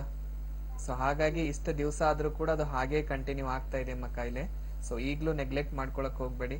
ಸೊ ಒಂದು ಸಲ ನಮ್ಮ ಹೋಮಿಯೋಪತಿಗೆ ಬಂದು ಭೇಟಿಯಾಗಿ, ಯಾಕಂದ್ರೆ ಇಲ್ಲಿ ನಾವು ಟ್ರೀಟ್ಮೆಂಟ್ ಕೊಡ್ತಾ ಇರೋದಮ್ಮ ಒಳಗಡೆ ಆ ಒಂದು ಮೂಳೆಗಳನ್ನ ಸ್ಟ್ರೆಂಥನ್ ಪಡಿಸೋದಕ್ಕೆ, ಪ್ಲಸ್ ಆ ಮೂಳೆಗಳ ಮಧ್ಯೆ ಆ ಲಿಕ್ವಿಡ್ ಅನ್ನೋದು ಏನೇನು ಕಮ್ಮಿ ಆಗಿರುತ್ತೆ ಅದನ್ನ ಸರಿಪಡಿಸೋದಕ್ಕೆ ಹೆಲ್ಪ್ ಮಾಡ್ತಾ ಇದ್ದೀವಿ. ನಮಸ್ಕಾರ. ಧನ್ಯವಾದಗಳಮ್ಮ ಕಾಲ್ ಮಾಡಿದಕ್ಕೆ. ನೇರವಾಗಿ ನಮ್ಮ ಹೋಮಿಯೋಪತಿ ಕ್ಲಿನಿಕ್ಗೆ ನೀವು ವಿಸಿಟ್ ಮಾಡಬಹುದು. ಟೈಪ್ಸ್ ಆಫ್ ಆರ್ಥ್ರೈಟಿಸ್ ಬಗ್ಗೆ, ಆರ್ಥ್ರೈಟಿಸ್ ಅಂತಂದ್ರೆ ಏನು ಅನ್ನೋದ್ರ ಬಗ್ಗೆ ಹೇಳ್ತಾ ಇದ್ರು. ಇಷ್ಟೊತ್ತು ಆಸ್ಟಿಯೋ ಆರ್ಥ್ರೈಟಿಸ್ ಬಗ್ಗೆ ಡಾಕ್ಟರ್ ಸಂಪೂರ್ಣ ಮಾಹಿತಿ ತಿಳಿಸ್ಕೊಟ್ಟಿದ್ದಾರೆ. ಇನ್ನು ಮುಂದೆ ಬರುವಂತದ್ದು ರುಮ್ಯಾಟೆಡ್ ಆರ್ಥ್ರೈಟಿಸ್ ಅಂತ ಹೇಳಿದ್ರಿ. ಇದಕ್ಕೆ ಇದು ಬರೋದಕ್ಕೆ ಕಾರಣಗಳು ಏನಿರ್ಬೋದು, ಇನ್ನು ಯಾರಲ್ಲಿ ಹೆಚ್ಚಾಗಿ ನೋಡ್ತೀರಾ ಡಾಕ್ಟರ್ ಈ ಸಮಸ್ಯೆ? ಬೇಸಿಕಲಿ ಈ ಒಂದು ರುಮ್ಯಾಟೆಡ್ ಆರ್ಥ್ರೈಟಿಸ್ ಅನ್ನೋದನ್ನ ನಾವು ಆಟೋ ಇಮ್ಯೂನ್ ಡಿಸೀಸ್ ಅಂತ ಕರಿತೀವಿ. ಅಂದ್ರೆ ಸೆಲ್ಫ್ ನಮ್ಮ ಇಮ್ಯೂನ್ ಸಿಸ್ಟಮ್ ಅಲ್ಲೇ ಇಂಬ್ಯಾಲೆನ್ಸ್ ಅನ್ನೋದು ಕಾಣಿಸ್ಕೊಂಡಾಗ ಅಥವಾ ಆ ಒಂದು ಇಮ್ಯೂನ್ ಸಿಸ್ಟಮ್ ಫಂಕ್ಷನಿಂಗ್ ಅಲ್ಲೇ ವ್ಯತ್ಯಾಸಗಳು ಕಾಣಿಸ್ಕೊಂಡಾಗ ಈ ಒಂದು ಕಾಯಿಲೆ ಹುಟ್ಕೊಳ್ತಾ ಇದೆ. ಸೊ ಈ ಒಂದು ಕಾಯಿಲೆ ಹುಟ್ಕೊಳ್ತಾ ಇದೆ ಅಂದರೆ ಇದ್ರ ಏಜ್ ಪೀರಿಯಡ್ ನೋಡೋದಾಗಿದ್ರೆ ಸೊ ಚಿಕ್ಕ ಮಕ್ಕಳಿಂದ ವೃದ್ಧರವರೆಗೂ ಯಾರಲ್ಲಾದರೂ ಬರ್ಬೋದು. ಸೊ ಓನ್ಲಿ ಈಗ ಏಜ್ಡ್ ಪೀಪಲಲ್ಲಿ ಮಾತ್ರ ಬರುತ್ತೆ ಅಥವಾ 45-50 ವರ್ಷ ಆದಮೇಲೆ ಬರುತ್ತೆ ಅನ್ನೋದು ಈ ಒಂದು ರುಮ್ಯಾಟೆಡ್ ಆರ್ಥ್ರೈಟಿಸಲ್ಲಿ ನಾವು ನೋಡೋದಿಲ್ಲ. ಸೊ 5 ವರ್ಷ 10 ವರ್ಷ ಮಕ್ಕಳಲ್ಲೂ ಕೂಡ ನೋಡ್ತಾ ಇದ್ದೀವಿ, 60 ವರ್ಷ 70 ವರ್ಷ ವೃದ್ಧರಲ್ಲೂ ಕೂಡ ನೋಡ್ತಾ ಇದ್ದೀವಿ, ಸೊ ಮಿಡ್ಲ್ ಏಜ್ವರೆಗೂ ನೋಡ್ತಾ ಇದ್ದೀವಿ. ಸೊ ಈ ಒಂದು ಕಾಯಿಲೆ ಏನಿದೆ ಸೊ ಬರೋದಕ್ಕೆ ಏಜ್ ಪೀರಿಯಡ್ ಅನ್ನೋದು ಬ್ಯಾರಿಯರ್ ಆಗೋದಿಲ್ಲ. ಸೊ ಎಲ್ಲಾದರೂ ಕಾಣಿಸ್ಕೋಬೋದು. ಸೊ ಹಾಗಾಗಿ ಈ ಒಂದು ಕಾಯಿಲೆ ಬಂದಿದೆ ಅಂದಾಗೆ ಸೊ ಅದಕ್ಕೆ ಕಾರಣಗಳು ನಾವು ನೋಡೋದಾಗಿದ್ರೆ ಒಂದು ಜೆನೆಟಿಕ್ ಫ್ಯಾಕ್ಟರ್ ಅಂತ ಹೇಳ್ತೀವಿ, ಎರಡನೇದು ಎನ್ವಿರಾನ್ಮೆಂಟಲ್ ಫ್ಯಾಕ್ಟರ್ಸ್ ಅಂತ ಹೇಳ್ತೀವಿ. ಯೂಶ್ವಲಿ ಈ ಒಂದು ರುಮ್ಯಾಟೆಡ್ ಆರ್ಥ್ರೈಟಿಸ್ ಅಲ್ಲಿ ಇಫೆಕ್ಟ್ ಆಗ್ತಕ್ಕಂಥ ಜಾಯಿಂಟ್ಸ್ಗಳು ನೋಡೋದಾಗಿದ್ರೆ, ಈಗ ನಾನು ಇಷ್ಟಕ್ಕೆ ಮುಂಚೆ ಹೇಳ್ತಾ ಇದ್ದೆ ಆಸ್ಟಿಯೋ ಆರ್ಥ್ರೈಟಿಸ್ ಅನ್ನೋದು ಮೇನ್ಲಿ ಇಫೆಕ್ಟ್ ಮಾಡ್ತಾ ಇರೋದು ಲಾರ್ಜರ್ ಜಾಯಿಂಟ್ಸ್ ಅಲ್ಲಿ. ಸೊ ಒಂದು ನೀ ಜಾಯಿಂಟ್ ಬಗ್ಗೆ ಅಥವಾ ಹಿಪ್ ಜಾಯಿಂಟ್ ಬಗ್ಗೆ ಅಥವಾ ಶೋಲ್ಡರ್ ಜಾಯಿಂಟ್ ಬಗ್ಗೆ ಹೇಳ್ತಾ ಇದ್ದೆ. ಅದೇ ರೀತಿ ಈಗ ರುಮ್ಯಾಟೆಡ್ ಆರ್ಥ್ರೈಟಿಸ್ ಅಲ್ಲಿ ನೋಡೋದಾಗಿದ್ರೆ ಸೊ ಸ್ಪೆಷಲಿ ಅದು ಇಫೆಕ್ಟ್ ಮಾಡೋದು ಇನಿಷಿಯಲ್ ಪೀರಿಯಡ್ ಅಲ್ಲಿ ಸ್ಮಾಲ್ ಜಾಯಿಂಟ್ಸ್ ಇಂದ, ಅಂದ್ರೆ ಫಿಂಗರ್ ಜಾಯಿಂಟ್ಸ್ ಅಥವಾ ಕೈ ಬೆರಳುಗಳ ಮುಖಾಂತರ ಈ ನೋವು ಅನ್ನೋದು ಹುಟ್ಕೊಳ್ಳೋಕೆ ಶುರು ಆಗೋದು. ಸೊ ಈ ತರ ಒಂದು ಸ್ಮಾಲ್ ಜಾಯಿಂಟ್ಸ್ ಅಲ್ಲಿ ಇಫೆಕ್ಟ್ ಆಗ್ತಾ ಇದೆ ಅಂದಾಗ ಒಂದು ಈ ಒಂದು ಜಾಯಿಂಟ್ಸ್ ಗಳಲ್ಲಿ ನೋವು ಕಾಣಿಸಕ್ ಶುರು ಆಗ್ಬಿಡುತ್ತೆ. ಆ ನೋವಿನ ಜೊತೆಗೆ ಆ ಜಾಯಿಂಟ್ ಅಲ್ಲಿ ಊತ ಅನ್ನೋದು ಹುಟ್ಕೊಳಕ್ ಶುರು ಆಗೋದು. ಆ ಊತ ಅನ್ನೋದು ಬೆಳೀತಾ ಹೋದಂಗೆ ಆ ಜಾಯಿಂಟ್ ಅಲ್ಲಿ ಕಂಪ್ಲೀಟ್ ಮೂವ್ಮೆಂಟ್ ಅನ್ನೋದು ಮಾಡಕ್ ಆಗ್ತಿರೋದಿಲ್ಲ. ಸೊ ಅದ್ರ ಜೊತೆಗೆ ಸೊ ಈ ಒಂದು ಪೆಕ್ಯುಲಿಯರ್ ಸಿಂಪ್ಟಮ್ ನೋಡೋದಾಗಿದ್ರೆ ರುಮ್ಯಾಟೆಡ್ ಆರ್ಥ್ರೈಟಿಸ್ ಅಲ್ಲಿ ಅರ್ಲಿ ಮಾರ್ನಿಂಗ್ ಸ್ಟಿಫ್ನೆಸ್ ಅಂತ ಹೇಳ್ತೀವಿ. ಅಂದ್ರೆ ಮುಂಜಾನೆ ಎದ್ದ ಕೂಡ್ಲೇನೆ ಈ ಒಂದು ಜಾಯಿಂಟ್ಸ್ ಗಳಲ್ಲಿ ಫೋಲ್ಡ್ ಮಾಡಕ್ ಆಗ್ತಿಲ್ಲ, ಯಾವುದೇ ಕೆಲಸ ಮಾಡಕ್ ಆಗ್ತಿಲ್ಲ, ಅಥವಾ ಬೆಡ್ ಇಂದ ಕೆಳಗಿಳಿದ್ರೆ ನಡೆಯೋಕ್ ಆಗ್ತಿಲ್ಲ, ಅಷ್ಟೊಂದ್ರ ಮಟ್ಟಿಗೆ ನೋವು ಅನ್ನೋದು ನಾವು ನೋಡ್ತಾ ಬರ್ತೀವಿ. ಅಂದ್ರೆ ಯಾವ ರೀತಿ ಚಳಿ ಜಾಸ್ತಿ ಇರುತ್ತೆ ಆ ರೀತಿ ನೋವು ಅನ್ನೋದು ಜಾಸ್ತಿ ಆಗ್ತಾ ಹೋಗೋದು. ಪ್ಲಸ್ ಎಷ್ಟೋ ಜನ ಪೇಷಂಟ್ಸ್ ಗಳು ನಮ್ಮ ಹತ್ರ ಕ್ಲಿನಿಕಲ್ ಬಂದಾಗ ಹೇಳ್ತಿರ್ತಾರೆ, ಸೊ ಈಗ ನೀರಲ್ಲಿ ಕೆಲಸ ಮಾಡಿದಾಗ, ಜಾಸ್ತಿ ಕೋಲ್ಡ್ ಐಟಮ್ಸ್ ಏನಾದರೂ ತಗೊಂಡಾಗ, ಕೋಲ್ಡ್ ವೆದರ್ಗೆ ಎಕ್ಸ್ಪೋಸ್ ಆದಾಗ ನೋವು ಅನ್ನೋದು ತುಂಬಾ ಜಾಸ್ತಿ ಇರುತ್ತೆ ಅನ್ನೋ ತರ. ಅದರ ಜೊತೆಗೆ ಇಟ್ ಲಾಸ್ಟ್ ಇನ್ನೊಂದು ಮೇಜರ್ ಸಮಸ್ಯೆ ಈ ಒಂದು ರುಮ್ಯಾಟೆಡ್ ಆರ್ಥ್ರೈಟಿಸ್ ಅಲ್ಲಿ ನೋಡೋದಾಗಿದ್ರೆ ಡಿಫಾರ್ಮಿಟಿ ಅಂತ ಹೇಳ್ತೀವಿ. ಈಗ ಪಿಕ್ಚರ್ ಅಲ್ಲಿ ಬರ್ತಾ ಇರೋ ತರ ಸೊ ಮೂಳೆಗಳು ಸೊಟ್ಟ ಆಗ್ತಾ ಬರೋದು, ವಿಕಾರವಾಗಕ್ ಶುರು ಆಗೋದು. ಸೊ ಒಂದ್ಸಲ ಮೂಳೆಗಳು ಸೊಟ್ಟ ಆಗಿದೆ ಅಥವಾ ಡಿಫಾರ್ಮಿಟಿ ಅನ್ನೋದು ಆ ಒಂದು ಜಾಯಿಂಟ್ ಅಲ್ಲಿ ಆಗಿದೆ ಅಂದಾಗ ಅದನ್ನ ಮತ್ತೆ ಸರಿಪಡಿಸೋದಕ್ಕೆ ಸಾಧ್ಯ ಇಲ್ಲ. ಅಂದ್ರೆ ಒಂದು ಡ್ಯಾಮೇಜ್ ಅನ್ನೋದು ಆಲ್ರೆಡಿ ಆಗಿದೆ ಅಂದಾಗ ಸರಿಪಡಿಸೋದಕ್ಕೆ ಸಾಧ್ಯ ಆಗೋದಿಲ್ಲ. ಹಾಗಾಗಿ ರುಮ್ಯಾಟೆಡ್ ಆರ್ಥ್ರೈಟಿಸ್ ಪೇಷಂಟ್ಸ್ ಗಳು ಮಾತ್ರ ಆ ಒಂದು ಡಿಫಾರ್ಮಿಟಿ ಸ್ಟೇಜ್ ಹೋಗಕ್ ಮುಂಚೆನೆ ಅದಕ್ಕೆ ಒಂದು ಟ್ರೀಟ್ಮೆಂಟ್ ಅನ್ನೋದು ಪಡ್ಕೊಂಡಾಗ ಆ ಸಮಸ್ಯೆನ ಕಂಪ್ಲೀಟ್ ಕಂಟ್ರೋಲ್ ತರೋದಕ್ಕೂ ಹೆಲ್ಪ್ ಆಗ್ಬಿಡುತ್ತೆ, ಅದರಿಂದ ಕಂಪ್ಲೀಟ್ ಹೊರಗೆ ಬರೋದಕ್ಕೂ ಹೆಲ್ಪ್ ಆಗುತ್ತೆ. ಸೊ ಒಂದ್ಸಲ ಡಿಫಾರ್ಮಿಟಿ ಆಗಿದೆ ಅಂದಾಗ ಆ ಜಾಯಿಂಟ್ ನ ಮತ್ತೆ ಸರಿಪಡಿಸಕ್ಕೂ ಆಗಲ್ಲ, ಅದನ್ನ ಯಾವುದೇ ರೀತಿ ಟ್ರೀಟ್ಮೆಂಟ್ ತಗೊಂಡ್ರು ಕೂಡ ಅದರ ಫಂಕ್ಷನ್ ನಾರ್ಮಲ್ ಪಡಿಸೋದಕ್ಕೂ ಸಾಧ್ಯ ಆಗೋದಿಲ್ಲ. ಸೊ ಈ ಎಲ್ಲ ಸಿಂಪ್ಟಮ್ಸ್ಗಳು ಈ ಒಂದು ರುಮ್ಯಾಟೆಡ್ ಆರ್ಥ್ರೈಟಿಸ್ ಅಲ್ಲಿ ನಾವು ನೋಡ್ತಾ ಬರ್ಬೋದು. ಸೊ ಅದ್ರ ಜೊತೆಗೆ ಈ ಒಂದು ರುಮ್ಯಾಟೆಡ್ ಆರ್ಥ್ರೈಟಿಸ್ ನ ನಾವು ಡಯಾಗ್ನೋಸ್ ಮಾಡಬೇಕು, ಅದರಲ್ಲಿ ಪರೀಕ್ಷೆಗಳು ನೋಡೋದಾಗಿದ್ರೆ ಸೊ ಮೇನ್ಲಿ ರಕ್ತ ಪರೀಕ್ಷೆಗಳು ತುಂಬಾ ಇಂಪಾರ್ಟೆಂಟ್ ಇದೆ. ಸೊ ಇಲ್ಲಿ ಬ್ಲಡ್ ಟೆಸ್ಟ್ಗಳು ನಾವು ನೋಡೋದಾಗಿದ್ರೆ ಸೊ ಒಂದು CRP ಅಂತ ಹೇಳ್ತೀವಿ, ಅಂದ್ರೆ ಸಿ ರಿಯಾಕ್ಟಿವ್ ಪ್ರೋಟೀನ್ ಅಂತ. ಸೊ ಇದ್ರ ವ್ಯಾಲ್ಯೂ ಅನ್ನೋದು ಬಂದ್ಬಿಟ್ಟು 0 ಇಂದ ಅಪ್ ಟು 6 ವರೆಗೂ ಇದನ್ನ ನಾರ್ಮಲ್ ಅಂತ ಕನ್ಸಿಡರ್ ಮಾಡ್ತೀವಿ. ಸೊ 6 ಗಿಂತ ಜಾಸ್ತಿ ಇದೆ ಅಂದಾಗ CRP ಪಾಸಿಟಿವ್ ಅಂತ ಬರುತ್ತೆ. ಆ ಒಂದು ಕಂಡೀಷನ್ ಈ ಒಂದು ರುಮ್ಯಾಟೆಡ್ ಆರ್ಥ್ರೈಟಿಸ್ ಅಲ್ಲಿ ನಾವು ನೋಡ್ತಾ ಬರ್ಬೋದು. ಅದ್ರ ಜೊತೆಗೆ ಎರಡನೇ ಪರೀಕ್ಷೆ ESR ಅಂತ ಕರಿತೀವಿ, ಅಂದ್ರೆ ಎರಿಥ್ರೋಸೈಟಿಕ್ ಸೆಗ್ಮೆಂಟೇಷನ್ ರೇಟ್ ಅಂತ ಏನ್ ಹೇಳ್ತೀವಿ. ಸೊ ಇದ್ರ ನಾರ್ಮಲ್ ವ್ಯಾಲ್ಯೂ ಅನ್ನೋದು ಬಂದ್ಬಿಟ್ಟು 0 ಇಂದ ಅಪ್ ಟು 20 ವರೆಗೂ ನಾರ್ಮಲ್ ಅಂತ ಕನ್ಸಿಡರ್ ಮಾಡ್ತೀವಿ. ಸೊ ಅದಕ್ಕಿನ್ನದು ಎಕ್ಸಸ್ ಆಗ್ತಾ ಇದೆ, ಇನ್ನು ಹಾಗೆ ಬೆಳೀತಾ ಇದೆ ಕಂಡೀಷನ್ ಅನ್ನೋದು ಈ ಒಂದು ರುಮ್ಯಾಟೆಡ್ ಆರ್ಥ್ರೈಟಿಸ್ ಅಲ್ಲಿ ನಾವು ನೋಡ್ತಾ ಬರ್ಬೋದು. ಅದ್ರ ಜೊತೆಗೆ ಮೂರನೇದಾಗಿ ಬಂದ್ಬಿಟ್ಟು ASLO ಅಂತ ಕರಿತೀವಿ. ಸೊ ಈ ಒಂದು ಕಂಡೀಷನ್ ಸೊ ಪಾಸಿಟಿವ್ ಬರೋ ಚಾನ್ಸಸ್ ಇರುತ್ತೆ ಈ ಒಂದು ರುಮ್ಯಾಟೆಡ್ ಆರ್ಥ್ರೈಟಿಸ್ ಅಲ್ಲಿ. ಈ 3 ಪರೀಕ್ಷೆಗಳ ಜೊತೆಗೆ ಇನ್ನೊಂದು RA ಫ್ಯಾಕ್ಟರ್ ಅಂತ ಹೇಳ್ತೀವಿ. ಸೊ ಇದು ಫೈನಲ್ ಡಯಾಗ್ನೋಸಿಸ್ ಅಲ್ಲಿ ಹೆಲ್ಪ್ ಆಗ್ತಾ ಬರುತ್ತೆ. ಸೊ ಈ ಒಂದು RA ಫ್ಯಾಕ್ಟರ್ ನ ನಾವು ಪರೀಕ್ಷೆ ಮಾಡಿ ನೋಡಿದಾಗ ಅದು ನೆಗೆಟಿವ್ ಇದೆ ಅಂದಾಗ, ಈ ಮಿಕ್ಕಿರೋ ಒಂದು 3 ಪರೀಕ್ಷೆಗಳು ಪಾಸಿಟಿವ್ ಇದೆ ಅಂದಾಗ ಆ ಒಂದು ಸಮಸ್ಯೆನ ನಾವು ಸೀರೋ ನೆಗೆಟಿವ್ ಆರ್ಥ್ರೈಟಿಸ್ ಅಂತ ಕರಿತೀವಿ. ಸೊ ಯಾವಾಗ ಈ 4 ಪರೀಕ್ಷೆಯಲ್ಲೂ ಪಾಸಿಟಿವ್ ಬರ್ತಾ ಇದೆ ಅಂದಾಗ ಆ ಒಂದು ಸಮಸ್ಯೆನ ನಾವು ರುಮ್ಯಾಟೆಡ್ ಆರ್ಥ್ರೈಟಿಸ್ ಅಂತ ತಿಳಿಸ್ಕೊಡ್ತಾ ಇರ್ತೀವಿ. ಸೊ ಈ ತರ ಈ ಒಂದು ಪರೀಕ್ಷೆಗಳ ಮುಖಾಂತರ ನಾವು ತಿಳ್ಕೊಬಹುದು ಇದು ರುಮ್ಯಾಟೆಡ್ ಆರ್ಥ್ರೈಟಿಸ್ ಇದೆನಾ ಅಥವಾ ಬೇರೆ ಒಂದು ಆರ್ಥ್ರೈಟಿಸ್ ಇದೆ ಅನ್ನೋದ್ರ ಬಗ್ಗೆ ಕೂಡ ನಾವು ಮಾಹಿತಿ ಕೊಡ್ತಾ ಬರ್ಬೋದು. ಸೊ ಒಂದು CRP ಅಂತ ಹೇಳ್ತೀವಿ, ಅಂದ್ರೆ ಸಿ ರಿಯಾಕ್ಟಿವ್ ಪ್ರೋಟೀನ್ ಅಂತ. ಸೊ ಇದ್ರ ವ್ಯಾಲ್ಯೂ ಅನ್ನೋದು ಬಂದ್ಬಿಟ್ಟು 0 ಇಂದ ಅಪ್ ಟು 6 ವರೆಗೂ ಇದನ್ನ ನಾರ್ಮಲ್ ಅಂತ ಕನ್ಸಿಡರ್ ಮಾಡ್ತೀವಿ. ಸೊ 6 ಗಿಂತ ಜಾಸ್ತಿ ಇದೆ ಅಂದಾಗ CRP ಪಾಸಿಟಿವ್ ಅಂತ ಬರುತ್ತೆ. ಆ ಒಂದು ಕಂಡೀಷನ್ ಈ ಒಂದು ರುಮ್ಯಾಟೆಡ್ ಆರ್ಥ್ರೈಟಿಸ್ ಅಲ್ಲಿ ನಾವು ನೋಡ್ತಾ ಬರ್ಬೋದು. ಅದ್ರ ಜೊತೆಗೆ ಎರಡನೇ ಪರೀಕ್ಷೆ ESR ಅಂತ ಕರಿತೀವಿ, ಅಂದ್ರೆ ಎರಿಥ್ರೋಸೈಟಿಕ್ ಸೆಗ್ಮೆಂಟೇಷನ್ ರೇಟ್ ಅಂತ ಏನ್ ಹೇಳ್ತೀವಿ. ಸೊ ಇದ್ರ ನಾರ್ಮಲ್ ವ್ಯಾಲ್ಯೂ ಅನ್ನೋದು ಬಂದ್ಬಿಟ್ಟು 0 ಇಂದ ಅಪ್ ಟು 20 ವರೆಗೂ ನಾರ್ಮಲ್ ಅಂತ ಕನ್ಸಿಡರ್ ಮಾಡ್ತೀವಿ. ಸೊ ಅದಕ್ಕಿನ್ನದು ಎಕ್ಸಸ್ ಆಗ್ತಾ ಇದೆ, ಇನ್ನು ಹಾಗೆ ಬೆಳೀತಾ ಇದೆ ಕಂಡೀಷನ್ ಅನ್ನೋದು ಈ ಒಂದು ರುಮೆಟೆಡ್ ಆರ್ಥರೈಟಿಸ್ ಅಲ್ಲಿ ನಾವು ನೋಡ್ತಾ ಬರ್ಬೋದು. ಅದ್ರ ಜೊತೆಗೆ ಮೂರನೇದಾಗಿ ಬಂದ್ಬಿಟ್ಟು ASLO ಅಂತ ಕರಿತೀವಿ. ಸೊ ಈ ಒಂದು ಕಂಡೀಷನ್ ಪಾಸಿಟಿವ್ ಬರೋ ಚಾನ್ಸಸ್ ಇರುತ್ತೆ ಈ ಒಂದು ರುಮೆಟೆಡ್ ಆರ್ಥರೈಟಿಸ್ ಅಲ್ಲಿ. ಈ 3 ಪರೀಕ್ಷೆಗಳ ಜೊತೆಗೆ ಇನ್ನೊಂದು RA ಫ್ಯಾಕ್ಟರ್ ಅಂತ ಹೇಳ್ತೀವಿ. ಸೊ ಇದು ಫೈನಲ್ ಡಯಾಗ್ನೋಸಿಸ್ ಅಲ್ಲಿ ಹೆಲ್ಪ್ ಆಗ್ತಾ ಬರುತ್ತೆ. ಇನ್ನು ನೀವು ಕೂಡ ಕಾರ್ಯಕ್ರಮದಲ್ಲಿ ಕರೆ ಮಾಡಿ ನಿಮ್ಮ ಪ್ರಶ್ನೆಗಳನ್ನ ಕೇಳಬೇಕು ಅಂತಂದ್ರೆ ನಮ್ಮ ನೇರ ಪ್ರಸಾರದ ಕಾರ್ಯಕ್ರಮಕ್ಕೆ ಕಾಲ್ ಮಾಡಿ. ಆರ್ಥರೈಟಿಸ್ ಸಮಸ್ಯೆಗಳ ಬಗ್ಗೆ ಸಾಕಷ್ಟು ಮಾಹಿತಿಗಳನ್ನ ತಿಳಿಸ್ತಾ ಇದ್ರು. So osteo arthritis, rheumatoid arthritis ಬಗ್ಗೆ ತಿಳಿಸ್ಕೊಟ್ರಿ. ಇನ್ನು ಮುಂದೆ ಯಾವ ಟೈಪ್ ಆಫ್ ಆರ್ಥರೈಟಿಸ್ ಬಗ್ಗೆ ತಿಳಿಸ್ತೀರಾ ಡಾಕ್ಟರ್? ಈಗ ನೆಕ್ಸ್ಟ್ ಮೋಸ್ಟ್ ಕಾಮನ್ ಅಂದ್ರೆ ಇದೊಂದು ಗೌಟಿ ಆರ್ಥರೈಟಿಸ್ ಅಂತ ಹೇಳ್ತೀವಿ. ಸೊ ಗೌಟಿ ಆರ್ಥರೈಟಿಸ್ ಅನ್ನೋದು ಬರ್ತಕ್ಕಂಥ ಒಂದು ಏಜ್ ಪೀರಿಯಡ್ ನೋಡೋದಾಗಿದ್ರೆ ಮಿಡ್ಲ್ ಏಜ್ ಅಲ್ಲಿ ತುಂಬಾ ಕಾಮನ್ ಆಗಿ ಕಾಣಿಸ್ಕೊಳ್ತಕ್ಕಂಥದ್ದು. ಸೊ ಈ ಒಂದು ಮಿಡ್ಲ್ ಏಜ್ ಅಲ್ಲಿ ಈ ಒಂದು ಸಮಸ್ಯೆ ಬರ್ತಾ ಇದೆ ಅಂದ್ರೆ ಒಳಗಡೆ ನಮ್ಮ ಬಾಡಿಲಿ ಮೆಟಬಾಲಿಕ್ ಫಂಕ್ಷನಿಂಗ್ ಅಲ್ಲಿ ಯಾವ ರೀತಿ ವ್ಯತ್ಯಾಸ ಅನ್ನೋದು ಉಟ್ಕೊಂಡಿರುತ್ತೆ. ಸೊ ಗೌಟಿ ಆರ್ಥರೈಟಿಸ್ ಅನ್ನೋದು ಬರೋದಕ್ಕೆ ಮೂಲ ಕಾರಣ ನಮ್ಮ ಬಾಡಿಯಲ್ಲಿರೋ ಯೂರಿಕ್ ಆಸಿಡ್ ಅಂಶ ಅನ್ನೋದು ಜಾಸ್ತಿ ಆಗ್ತಾ ಬಂದಾಗ ಈ ಸಮಸ್ಯೆಗೆ ಈಡಾಗ್ತಾ ಇದ್ದಾರೆ. ಈಗ ಯೂರಿಕ್ ಆಸಿಡ್ ನಾರ್ಮಲ್ ವ್ಯಾಲ್ಯೂನ ನೋಡೋದಾಗಿದ್ರೆ ಎಸ್ ಡಾಕ್ಟರ್, ಇದ್ರ ಬಗ್ಗೆ ಮಾತಾಡೋಣ. ಕರೆ ಸಿದ್ಧವಾಗಿದೆ. ಹಲೋ ಹಲೋ, ನಮಸ್ಕಾರ. ತಮ್ಮ ಹೆಸರು? ನನ್ನ ಹೆಸರು ಅಜ್ಜು ಅಂತ. ಮಾತಾಡಿ, ಡಾಕ್ಟರ್ ಇದ್ದಾರೆ. ಪ್ರಶ್ನೆ ಕೇಳಿ ಸರ್ ನೇರವಾಗಿ. ಹಲೋ ಸರ್, ನಮ್ಮ ರಿಲೇಟಿವ್ಸ್, ನಮ್ಮ ಅತ್ತೆ ಒಬ್ಬರಿಗೆ, ಅವ್ರಿಗೆ ತುಂಬಾ ದಿವಸದಿಂದ ಮೊಣಕಾಲು ನೋವು. ಓಕೆ. ಅವ್ರಿಗೆ ಏನಾಯ್ತು ಅಂದ್ರೆ ಅದು ದಿನೇ ದಿನೇ ಜಾಸ್ತಿ ಆಗ್ತಾ ಇತ್ತು. ಒಂದ್ಸರಿ ಅದೇನೋ ಯಾವ್ದೋ ಇಂಜೆಕ್ಷನ್ ಹೇಳಿದ್ರು, ಅದನ್ನ ಮಾಡ್ಸಿದ್ವಿ. ಓಕೆ. ಬಟ್ ಅವ್ರಿಗೆ ಅದು ಸರಿ ಹೋಗ್ಲಿಲ್ಲ. ಅವ್ರಿಗೆ ಇನ್ನೂ ಪೇನ್ ಇದೆ. ಇವಾಗ ಏನಾಗಿದೆ ಅಂದ್ರೆ ಅವ್ರಿಗೆ ಶುಗರ್ ಇರೋ ಕಾರಣ ಅದು ಏನೋ ಭುಜದ ಹತ್ರ ಹಿಡ್ಕೊಂಡು ಕೈ ಎತ್ತೋಕ್ ಆಗ್ತಿಲ್ಲ. ಅದು ಆರ್ಥರೈಟಿಸ್ ಅಂತ ಕೇಳ್ಬೇಕು. ಓಕೆ. ಈಗ ಅವ್ರ ವಯಸ್ಸೆಷ್ಟು? ಅವರು 56. 56 ವರ್ಷ. ಓಕೆ.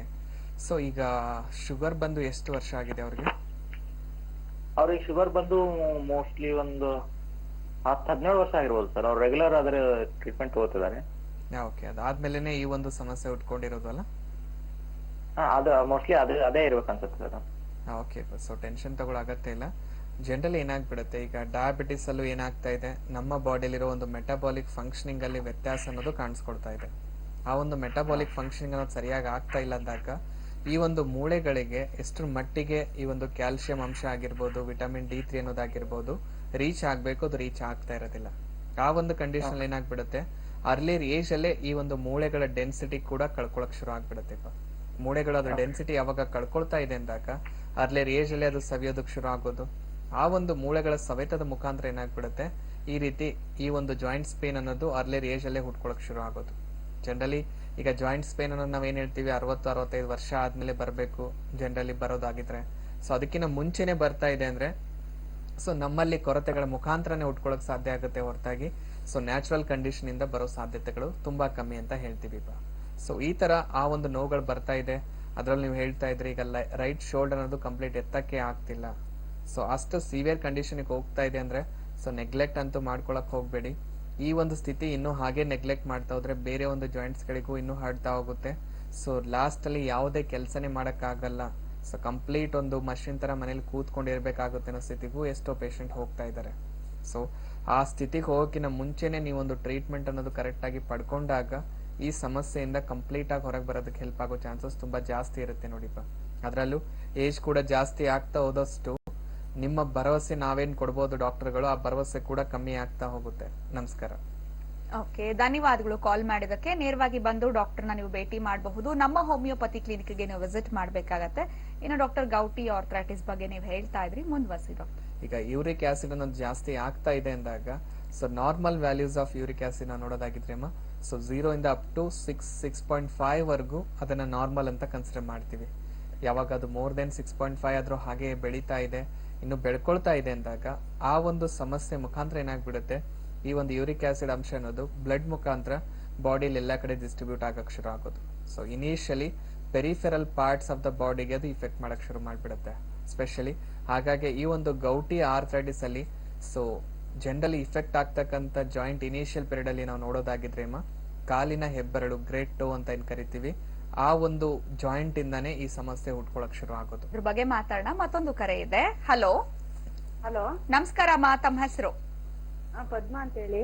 ಯಾವ್ರಿಂದ ಕರೆ ಮಾಡ್ತಿದ್ದೀರಾ? ಇಲ್ಲಿ ಚಾಮರಾಜಪೇಟೆಯಿಂದ ಮೇಡಮ್. ಮಾತಾಡಿ ಡಾಕ್ಟರ್ ಇದಾರೆ. ಹಲೋ ಹಲೋ ಹಲೋ ನಮಸ್ಕಾರಮ್ಮ. ಹಲೋ ಹಲೋ ಕೇಳಿಸ್ತಾ ಇದೆಮ್ಮ? ಅದು ನನ್ಗೆ ಆರ್ಥ್ರೈಟಿಸ್ ಸಮಸ್ಯೆ ಇದೆ. ಓಕೆ. ESR ಬಂದು ಅದು ಜಾಸ್ತಿ ಇದೆ, RA ಟೆಸ್ಟ್ ಮಾಡಿದ್ವಿ ಅದು ಜಾಸ್ತಿ ಇದೆ. ಓಕೆ ಮಾ. ಆಮೇಲೆ ಮುಖ ಸ್ವೆಲ್ಲಿಂಗ್ ಬರುತ್ತೆ, ಬೆರಳುಗಳೆಲ್ಲ ಊತ ಬರುತ್ತೆ, ಈ ನಿಜವಾಗಿ. ಜಾಯಿಂಟ್ ಶೋಲ್ಡರ್ ಅಲ್ಲಿ ನೋವು ಬರುತ್ತೆ. ಅದು ಟ್ಯಾಬ್ಲೆಟ್ಸ್ ಎಲ್ಲ ತಗೋತಾ ಇದ್ದೀನಿ, ಬೆರಳು ನೋವು ಕಮ್ಮಿ ಆಗಿಲ್ಲ, ಮತ್ತೆ ಮುಖ ಸ್ವೆಲ್ಲಿಂಗ್ ಕಮ್ಮಿ ಆಗಿಲ್ಲ.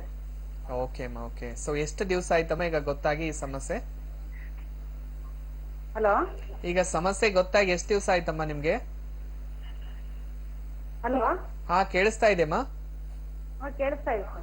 ಈಗ ಈ ಸಮಸ್ಯೆ ಬಂದ್ಬಿಟ್ಟು ಎಷ್ಟು ದಿವಸ ಆಗಿದೆಮ್ಮ? ಆಲೆ 3 ತಿಂಗಳಾಯ್ತು ಸರ್. 3 ತಿಂಗಳಾಗಿದೆ. ಸೊ ಈಗ ಟ್ರೀಟ್ಮೆಂಟ್ ಏನ್ ತಗೊಳ್ತಾ ಇದ್ದೀರಾ? ಸೊ ಜನರಲಿ ಇದನ್ನ ನಾವು ರುಮೆಟೆಡ್ ಆರ್ಥ್ರೈಟಿಸ್ ಅಂತ ಕರಿತೀವಿ. RA ಪಾಸಿಟಿವ್ ಇದೆ ಅಂದಾಗ ಈ ಒಂದು ರುಮೆಟೆಡ್ ಆರ್ಥ್ರೈಟಿಸ್ಗೆ ನೀವು ಯಾವುದೇ ಒಬ್ಬ ಇಂಗ್ಲಿಷ್ ಡಾಕ್ಟರ್ ಹತ್ರ ಹೋದ್ರು ಕೂಡ ಸೊ ಲೈಫ್ ಲಾಂಗ್ ತಗೋಬೇಕು ಅನ್ನೋ ತರನೇ ಗೈಡ್ ಮಾಡ್ತಾ ಇರ್ತಾರೆ. ಒಂದು ಎರಡನೇದು, ಈ ಸಮಸ್ಯೆಗೆ ಲೈಫ್ ಲಾಂಗ್ ಯಾಕೆ ಹೇಳ್ತಾ ಇದಾರೆ ಅಂದ್ರೆ ನಮ್ಮ ಒಂದು ಮೆಟಾಬಾಲಿಕ್ ಫಂಕ್ಷನ್ ಇಲ್ಲಿ ಎಬ್ನಾರ್ಮಲ್ ಆಗಿ ನಡೀತಾ ಇದೆ, ಕರೆಕ್ಟ್ ಆಗಿ ಫಂಕ್ಷನ್ ಅನ್ನು ಮಾಡ್ತಾ ಇಲ್ಲ ಅಂದಾಗ ಈ ಸಮಸ್ಯೆ ಹುಟ್ಕೊಳ್ತಾ ಇರೋದಮ್ಮ. ಇದನ್ನ ಹೋಮಿಯೋಪತಿಯಿಂದ ಕಂಪ್ಲೀಟ್ ಆಗಿ ಸರಿಪಡಿಸೋದಕ್ಕೆ ಹೆಲ್ಪ್ ಆಗ್ತಾ ಇದೆಮ್ಮ. ಇವನ್ ರಿಪೋರ್ಟ್ಸ್ ಅಲ್ಲೂ ಕೂಡ ಕಂಪ್ಲೀಟ್ ಸರಿಪಡಿಸೋದಕ್ಕೂ ಹೆಲ್ಪ್ ಮಾಡ್ತಾ ಇದೀವಿ. ಈಗ ಆ ರಿಪೋರ್ಟ್ಸ್ ಏನಿದೆ ಎಲ್ಲ ಒಂದು ತಗೊಂಡ್ಬಿಟ್ಟು ಒಂದ್ಸಲ ನಮ್ಮ ಹೋಮಿಯೋಪತಿಗೆ ಬಂದು ಭೇಟಿ ಆದ್ರೆ ನೀವು ಆ ಎಕ್ಸಾಮಿನೇಷನ್ ಮೂಲಕ ಎಷ್ಟು ಮಟ್ಟಿಗೆ ಈಗ ಕಾಯಿಲೆ ಬೆಳ್ಕೊಂಡಿದೆ, ಯಾವೆಲ್ಲ ಜಾಯಿಂಟ್ಸ್ ಗಳು ಆಲ್ರೆಡಿ ಇಫೆಕ್ಟ್ ಆಗಿದೆ ಅಂತ ತಿಳ್ಕೊಂಡ್ಬಿಟ್ಟು ಒಂದು ಸೂಕ್ತವಾದ ಮೆಡಿಕೇಶನ್ ಪ್ರೊವೈಡ್ ಮಾಡ್ಬೋದು ನೋಡಿ. ಯಾಕಂದ್ರೆ ಈ ಒಂದು ರುಮೆಟೆಡ್ ಆರ್ಥ್ರೈಟಿಸ್ ನ ನೆಗ್ಲೆಕ್ಟ್ ಮಾಡ್ತಾ ಹೋದಷ್ಟು ದಿನದಿಂದ ದಿನಕ್ಕೆ ಡ್ಯಾಮೇಜ್ ಅನ್ನೋದು ಜಾಸ್ತಿ ಆಗ್ತಾ ಹೋಗುತ್ತೆ. ಅದ್ರ ಮುಖಾಂತರ ಕಾಂಪ್ಲಿಕೇಶನ್ಸ್ ಕೂಡ ಆಡ್ ಆಗೋ ಚಾನ್ಸಸ್ ತುಂಬಾ ಜಾಸ್ತಿ ಇರುತ್ತೆ. ಯಾಕಂದ್ರೆ ಬೇರೆ ಒಂದು ಜಾಯಿಂಟ್ಸ್ ಬೇರೆ ಅಥವಾ ಒಂದು ಈ ಒಂದು ಆರ್ಥ್ರೈಟಿಸ್ ಗಳಲ್ಲಿ ಬೇರೆ ಆರ್ಗನ್ಸ್ ಗಳಿಗೆ ಇಫೆಕ್ಟ್ ಆಗೋ ಚಾನ್ಸಸ್ ಇರೋದಿಲ್ಲಮ್ಮ. ಆದ್ರೆ ಈ ಒಂದು ರುಮೆಟೆಡ್ ಆರ್ಥ್ರೈಟಿಸ್ ಅಲ್ಲಿ ಮಾತ್ರ ಬೇರೆ ಒಂದು ಈ ಒಂದು ಗ್ರಂಥಿಗಳಿಗೆ ಅಥವಾ ಆರ್ಗನ್ಸ್ ಗಳಿಗೆ ಇಫೆಕ್ಟ್ ಆಗೋ ಚಾನ್ಸಸ್ ಇರುತ್ತೆ. ಹಾಗಾಗಿ ಈ ಒಂದು ರುಮೆಟೆಡ್ ಆರ್ಥ್ರೈಟಿಸ್ ಅಲ್ಲಿ ಮುಖ ಊತ ಬರೋದು ಅಥವಾ ಮೈಕೆ ಎಲ್ಲಾ ಜಾಯಿಂಟ್ಸ್ ಗಳಿಗೆ ಇಫೆಕ್ಟ್ ಆಗಕ್ ಶುರು ಆಗ್ಬಾರ್ದು. ಅದ್ರ ಜೊತೆಗೆ ಸಿವಿಯಾರಿಟಿ ಆಫ್ ಕಂಪ್ಲೇಂಟ್ಸ್ ಯಾವ ರೀತಿ ಇರುತ್ತಂದ್ರೆ ವಿದಿನ್ 15 ಡೇಸ್ ಅಥವಾ 1 ಮಂತ್ ಅಲ್ಲೇ ಕಂಪ್ಲೀಟ್ ಸಿವಿಯರ್ ಕಂಡೀಷನ್ಗೂ ಕೂಡ ಇದು ರೀಚ್ ಆಗೋ ಚಾನ್ಸಸ್ ಇರುತ್ತೆ. ಸೊ ಹಾಗಾಗಿ ನೆಗ್ಲೆಕ್ಟ್ ಅಂತೂ ಮಾಡಕ್ ಹೋಗ್ಬೇಡಿ ಅಮ್ಮ. ಇಲ್ಲಿ ನಾವು ಯಾವುದೇ ರೀತಿ ಸ್ಟಿರಾಯ್ಡ್ಸ್ ಆಗ್ಲಿ ಪೇನ್ ಕಿಲ್ಲರ್ಸ್ ಆಗ್ಲಿ ಕೊಡದೇನೆ ಆ ಸಮಸ್ಯೆನ ಕಂಪ್ಲೀಟ್ ಆಗಿ ವಾಸಿ ಮಾಡಕ್ ಹೆಲ್ಪ್ ಮಾಡ್ತಾ ಇದೀವಿ. ಯಾಕಂದ್ರೆ ಈ ಒಂದು ರುಮೆಟೆಡ್ ಆರ್ಥ್ರೈಟಿಸ್ ಅಲ್ಲಿ ಸ್ಟಿರಾಯ್ಡ್ಸ್ ಅನ್ನೋದು ತುಂಬಾ ಕೊಡ್ತಾ ಇದ್ದಾರೆ. ಆ ಸ್ಟಿರಾಯ್ಡ್ಸ್ ಇಂದ ಸೊ ಸೊಲ್ಯೂಷನ್ ಅದಕ್ಕಿಂತ ತುಂಬಾ ಸೈಡ್ ಎಫೆಕ್ಟ್ಸ್ ಜಾಸ್ತಿ ಇರುತ್ತೆ. ಆದಷ್ಟು ಅದನ್ನ ಅವಾಯ್ಡ್ ಮಾಡ್ತಾ ಹೋದಷ್ಟು ನಿಮ್ಮ ಹೆಲ್ತ್ ಒಳ್ಳೇದು ಅಂತ ತಿಳಿಸ್ಕೊಡ್ಬೋದು ನೋಡಿ. ನಮಸ್ಕಾರ. ಧನ್ಯವಾದಗಳಮ್ಮ ಕಾಲ್ ಮಾಡಿದ್ದಕ್ಕೆ. ಹೇಗಿದ್ರು ಬೆಂಗಳೂರಿಂದಾನೆ ಕಾಲ್ ಮಾಡಿದ್ದೀರಾ. Malleshwaram 7th cross, Jayanagar 4th block, ಬೆಂಗಳೂರಿನಲ್ಲಿ 2 ಬ್ರಾಂಚಸ್ ಇದೆ. ನಮ್ಮ ಹೋಮಿಯೋಪತಿ ಕ್ಲಿನಿಕ್ ನೀವು ಬರಬಹುದು. ಅಡ್ವಾನ್ಸ್ ಹೋಮಿಯೋಪತಿ ಚಿಕಿತ್ಸೆಗಳನ್ನ ಪಡ್ಕೊಳ್ಬಹುದು. ನೇರವಾಗಿ ಬರುವ ಮುನ್ನ ಟಿವಿ ಮೇಲೆ ಅಪಾಯಿಂಟ್ಮೆಂಟ್ ಫೋನ್ ನಂಬರ್ ಬರ್ತಾ ಇದೆ, ನಂಬರ್ಗೆ ಕರೆ ಮಾಡಿ ನೀವು ಅಪಾಯಿಂಟ್ಮೆಂಟ್ ತಗೊಳ್ಬೇಕಾಗತ್ತೆ. ಧನ್ಯವಾದಗಳು ಕರೆ ಮಾಡಿದ್ದಕ್ಕೆ. ಸೋರಿಯಾಟಿಕ್ ಆರ್ಥ್ರೈಟಿಸ್ ನಲ್ಲಿ ಮೂಳೆಗಳು ಒಂದ್ ರೀತಿ ಬೇರೆ ತರ ಕಾಣಿಸ್ಕೊಳ್ತಾ ಇರುತ್ತೆ ಅನ್ನೋದ್ರ ಬಗ್ಗೆ ಹೇಳ್ತಾ ಇದ್ರಿ.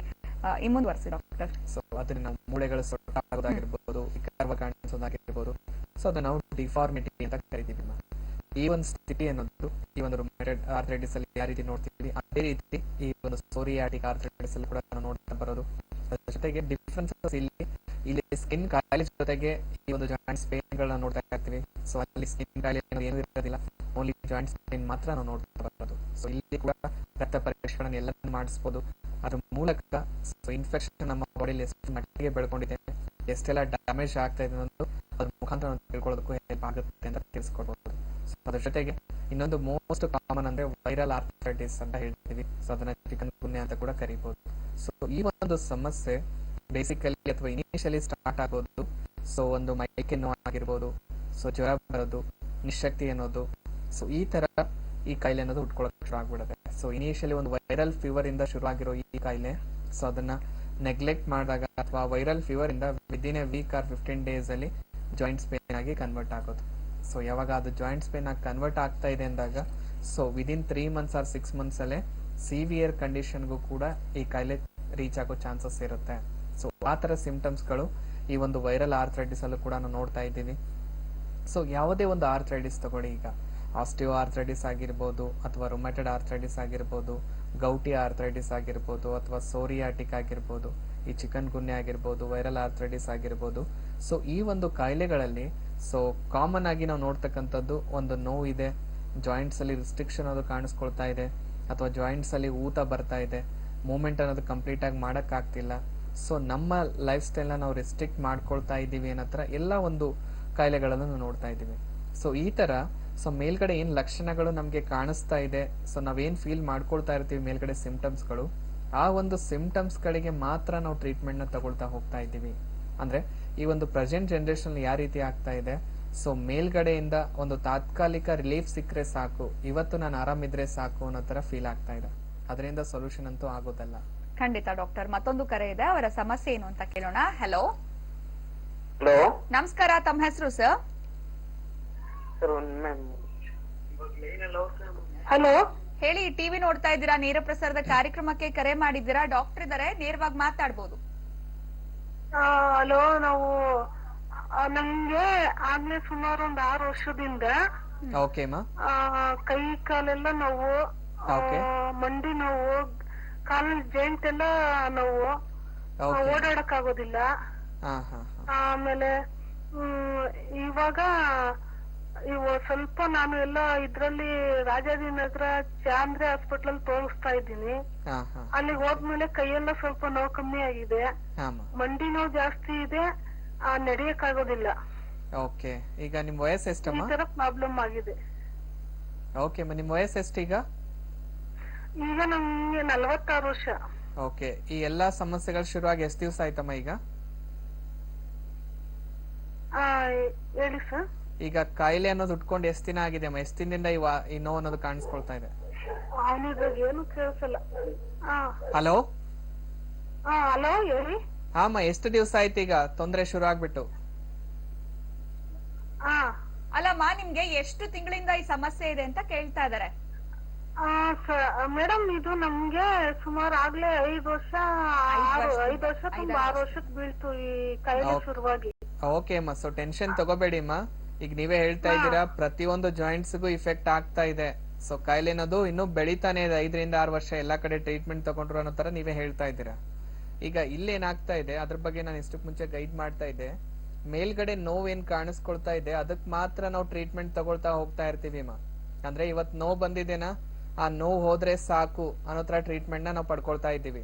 ಸೊ ಆ ತರ ಒಂದು ಟ್ರೀಟ್ಮೆಂಟ್ ನ ಪಡ್ಕೊಳ್ಳೋದ್ರಿಂದ ಅಮ್ಮ ಮೇಲ್ಗಡೆಯಿಂದ ಕಾಯಿಲೆನ ಮುಚ್ಚದಂಗ ಆಗುತ್ತೆ ಹೊರತಾಗಿ ಕಾಯಿಲೆಗೆ ಸಂಪೂರ್ಣವಾಗಿ ಸೊಲ್ಯೂಷನ್ ಮಾಡ್ಕೊಳಕ್ ಆಗ್ತಿಲ್ಲ.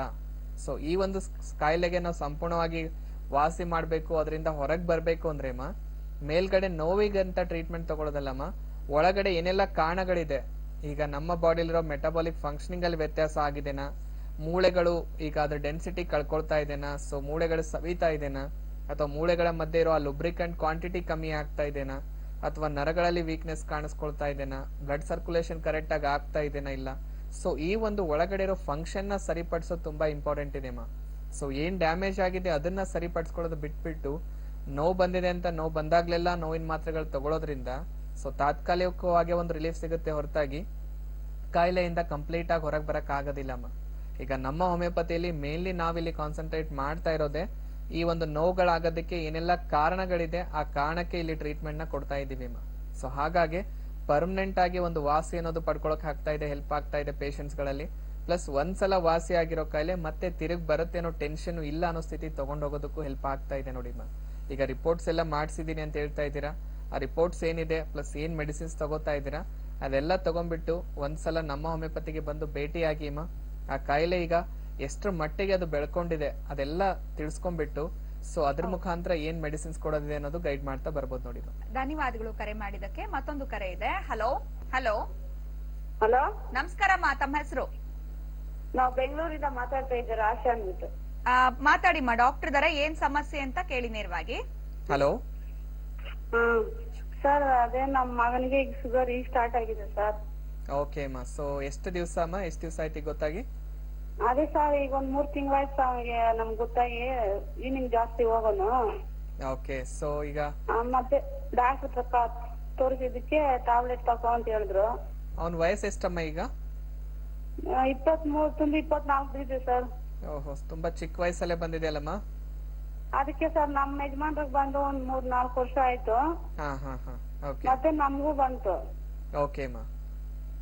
ನಮಗ್ ಬಂದು 2 ವರ್ಷ ಆಯ್ತು ಸರ್. ಅದ್ರಿಗೆ ಇವನ್ಗೆ ಮೊನ್ನೆ ಇದಕ್ಕಿದ್ದಂಗೆ ಈ ತರ ಆಗ್ಬಿಡ್ತು, ಒಂದು ವಾರದಿಂದ ಈವ್ನಿಂಗ್ ಜಾಸ್ತಿ ಹೋಗೋನು. ಹಾ ಹಾ ಹಾ ಹಾ, ಅದು ಒಂದು ಮಾಡೋದೆಲ್ಲ ಉರಿ ಆಗೋದನ್ನ ಆಗ ಡಾಕ್ಟರ್ ಹತ್ರ ಕರ್ಕೊಂಡೋಗ್ತಿರ್ಲಿಕ್ಕೆ ಬ್ಲಡ್ ಟೆಸ್ಟ್ ಮಾಡು ಅಂದ್ರು. ಓಕೆ ಅಮ್ಮ. ಹಾ ಹಾ ಹಾ, ಆಗ ಶುಗರ್ ಈಗ ಸ್ಟಾರ್ಟ್ ಆಗೈತೆ ಅಂತ ಹೇಳ್ದೆ ಸರ್ ಅವನಿಗೆ. ಓಕೆ. ಈಗ ಮತ್ತೆ ಎಲ್ಲಿಂದ ಕರೆ ಮಾಡ್ತಾ ಇದ್ರಮ್ಮ ನೀವು? ಒಂದ್ ತಿಂಗಳ ತಿಂದ್ಬಿಟ್ಟು ಬಿಟ್ಬಿಟ್ಟ ಸರ್ ಅವನು. ಆ ರೀತಿ ಮಾಡೋದ್ ತಪ್ಪಮ್ಮ, ಇನ್ನೂ ಜಾಸ್ತಿ ಆಗೋ ಚಾನ್ಸಸ್ ಇರುತ್ತೆ. ಅದಕ್ಕೆ ಸರ್ ಇವ್ನ್ಗೆ ಹೇಳಿದ್ರೆ ಅದೆಲ್ಲ ಬೇಡ ಅಂತ ಹೇಳ್ತಾರೆ, ನೀವ್ ಒಂದ್ಸರಿ ಹೇಳಿ ಸರ್. ಓಕೆ ಅಮ್ಮ, ಸೊ ಏನ್ ಮಾಡಿ ಅಂದ್ರೆ ಅಮ್ಮ, 3 ಜನದ ರಿಪೋರ್ಟ್ ಏನಿದೆ ಆ ರಿಪೋರ್ಟ್ಸ್ ಎಲ್ಲ ತಗೊಂಡ್ಬಿಟ್ಟು ನಮ್ಮ ಹೋಮಿಯೋಪತಿಗೆ ಒಂದ್ಸಲ ಬಂದ್ ಭೇಟಿಯಾಗಿ ಅಮ್ಮ. ಈಗ ಅವ್ನ ವಯಸ್ಸು ಇನ್ನೂ ತುಂಬಾ ಚಿಕ್ಕದು, ಈ ವಯಸ್ಸಲ್ಲೇ ಬಂದಿದೆ ಅಂದ್ರೆ ಸೊ ಇಲ್ಲಿ ಹೋಮಿಯೋಪತಿಯಲ್ಲಿ ನಾವು ಯಾರಿಗೂ ಲೈಫ್ ಲಾಂಗ್ ಹೇಳ್ತಾ ಇಲ್ಲಮ್ಮ, ಅಂದ್ರೆ ಸಾಯೋವರೆಗೂ ತಗೊಳ್ಳೇಬೇಕು ಟ್ರೀಟ್ಮೆಂಟ್ ಅನ್ನೋ ತರ ಯಾರಿಗೂ ಗೈಡ್ ಮಾಡ್ತಾ ಇಲ್ಲ. ಆ ಒಂದು ಶುಗರ್ ಸಮಸ್ಯೆಯಿಂದ ಕಂಪ್ಲೀಟ್ ಆಗಿ ಹೊರಗೆ ಬರೋದಕ್ಕೂ ಹೆಲ್ಪ್ ಮಾಡ್ತಾ ಇದೀವಿ. ಸೊ ಹಾಗಾಗಿ ಒಂದ್ಸಲ ನೀವು ಕರ್ಕೊಂಡ್ ಬಂದ್ರೆ ಆ ಸಮಸ್ಯೆ ಅವನಲ್ಲಿ ಎಷ್ಟರ ಮಟ್ಟಿಗೆ ಬೆಳ್ಕೊಂಡಿದೆ, ಪ್ಲಸ್ ಎಷ್ಟು ದಿನದಲ್ಲಿ ಆ ಸಮಸ್ಯೆಯಿಂದ ಅವನಿಗೆ ಕಂಪ್ಲೀಟ್ ಹೊರಗೆ ಬರೋದಕ್ಕೆ ಹೆಲ್ಪ್ ಮಾಡಿಸ್ಕೊಡ್ಬೋದು, ಇದೆಲ್ಲದನ್ನ ಕ್ಲಿಯರ್ ಆಗಿ ಗೈಡ್ ಮಾಡ್ಬಿಟ್ಟೇನೆ ಟ್ರೀಟ್ಮೆಂಟ್ ನ ಶುರು ಮಾಡೋದ್ರಲ್ಲಿ ಹೆಲ್ಪ್ ಮಾಡ್ತಾ ಇದೀವಿ. ಸೊ ಹಾಗಾಗಿ ಕರ್ಕೊಂಡ್ ಬಂದ್ರೆ ಹೆಲ್ಪ್ ಮಾಡ್ಬೋದು ನೋಡಿಮ್ಮ. ನಮಸ್ಕಾರ. ಧನ್ಯವಾದಗಳು ಕಾಲ್ ಮಾಡಿದ್ದಕ್ಕೆ. ಇನ್ನು ಡಾಕ್ಟರ್ ಕಾರ್ಯಕ್ರಮದಲ್ಲಿ ಬಂದು ಆರ್ಥರೈಟಿಸ್ ಸಮಸ್ಯೆಗಳ ಬಗ್ಗೆ ತಿಳಿಸ್ಕೊಟ್ಟಿದ್ದೀರಾ. ಇನ್ನು ಕಾಲರ್ಸ್ ಕಾಲ್ ಮಾಡಿ ಕೇಳಿದಂತಹ ಪ್ರಶ್ನೆಗಳಿಗೆ ಉತ್ತರ ಕೊಟ್ಟಿದ್ದೀರಾ. Thank you so much for being with us. ನಮಸ್ಕಾರ ಡಾಕ್ಟರ್. ನಮಸ್ಕಾರ. ವೀಕ್ಷಕರೇ, ನೀವು ಕೂಡ ಡಾಕ್ಟರ್ನ ನೇರವಾಗಿ ಭೇಟಿ ಮಾಡಬೇಕು ಅಂತಂದ್ರೆ ನಮ್ಮ ಹೋಮಿಯೋಪತಿ ಕ್ಲಿನಿಕ್ಗೆ ವಿಸಿಟ್ ಮಾಡಬೇಕಾಗತ್ತೆ. ಅಡ್ವಾನ್ಸ್ ಹೋಮಿಯೋಪತಿ ಚಿಕಿತ್ಸೆಗಳು ಸಿಗುತ್ತೆ. ನೇರವಾಗಿ ಬರುವ ಮುನ್ನ ಟಿವಿ ಸ್ಕ್ರೀನ್ ಮೇಲೆ ಬರ್ತಾ ಇರುವ ಅಪಾಯಿಂಟ್ಮೆಂಟ್ ನಂಬರ್ಗೆ ಕಾಲ್ ಮಾಡಿ ಅಪಾಯಿಂಟ್ಮೆಂಟ್ ತಗೊಂಡು ಡಾಕ್ಟರ್ನ ಭೇಟಿಯಾಗಿ ಇನ್ನು ಹೋಮಿಯೋಪತಿ ಚಿಕಿತ್ಸೆಗಳನ್ನ ಪಡ್ಕೊಳ್ಬಹುದು ಅಂತ ಹೇಳ್ತಾ ಇವತ್ತಿನ ಆರೋಗ್ಯವೇ ಭಾಗ್ಯ ನೇರ ಪ್ರಸಾರದ ಕಾರ್ಯಕ್ರಮವನ್ನ ಮುಗಿಸುವಂತ ಸಮಯ ಆಗಿದೆ. ಮುಂದಿನ ಕಾರ್ಯಕ್ರಮದಲ್ಲಿ ಭೇಟಿ ಮಾಡ್ತೀನಿ. ಅಲ್ಲಿವರೆಗೂ ನಮಸ್ಕಾರ. ಆರೋಗ್ಯದ ಸಮಸ್ಯೆಯಿಂದ ಬಳಲುತ್ತಿರುವವರಿಗೆ ಪರಿಣಾಮಕಾರಿ ಹೋಮಿಯೋಪತಿ ಚಿಕಿತ್ಸೆಯನ್ನ ನೀಡಿ ಅವರೆಲ್ಲರೂ ಆರೋಗ್ಯವಂತ ಜೀವನವನ್ನ ನಡೆಸುವಲ್ಲಿ ನಮ್ಮ ಹೋಮಿಯೋಪತಿ ಯಶಸ್ವಿಯಾಗಿದೆ. ನಿಮ್ಮ ಕುಟುಂಬದ ಪ್ರತಿಯೊಬ್ಬರ ಆರೋಗ್ಯಕರ ಬದುಕಿಗಾಗಿ ನಮ್ಮ ಹೋಮಿಯೋಪತಿ ಆರೋಗ್ಯ ಸಂಜೀವನಿ.